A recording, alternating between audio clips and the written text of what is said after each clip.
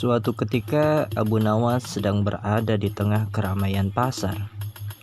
Lalu ia pun mengumpulkan para penghuni pasar yang sedang sibuk dengan aktivitas jual belinya.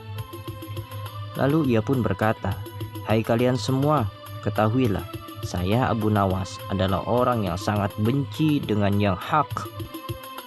Saya senang dengan fitnah dan saya lebih kaya dibandingkan Tuhan."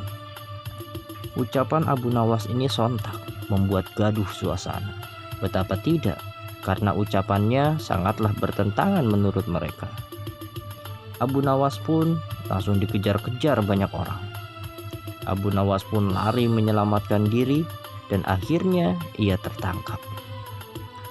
Lalu ia pun dibawa ke hadapan sang khalifah yang tengah berkuasa saat itu, yakni Khalifah Harun ar-Rasyid.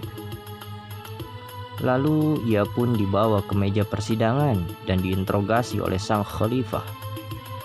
Khalifah Harun ar-Rasyid bertanya, "Hai Abu Nawas, apakah benar kau mengatakan bahwa kamu membenci yang hak, suka dengan fitnah dan lebih kaya dari Tuhan?" Tanpa ragu Abu Nawas menjawab, "Benar yang mulia." "Mengapa kamu berkata seperti itu? Sudah kafirkah kamu?" tanya sang khalifah. Sedikit pun Abu Nawas tak ciut menghadapi persidangan tersebut.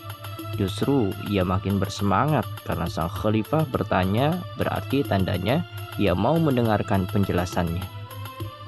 "Tunggu dulu yang mulia, saya bisa jelaskan semuanya," sahut Abu Nawas. "Hai Abu Nawas, sebagai seorang muslim, aku tentu membela yang hak, bukan membencinya," jawab sang khalifah dengan nada yang kesal. "Baiklah yang mulia, aku akan menjelaskannya," sahut Abu Nawas. "Pertama, ucapanku, aku benci yang hak, karena setiap kali aku mendengarkan orang yang membaca talqin, saya selalu mendengarkan al-mautu hak wan naru hak. Kematian adalah hak dan neraka itu juga hak. Sekarang, siapakah di dunia ini yang tak membenci mati dan neraka yang hak itu? Bukankah engkau juga membencinya seperti aku?" Sang khalifah hanya terdiam mendengarkan penjelasan Abu Nawas.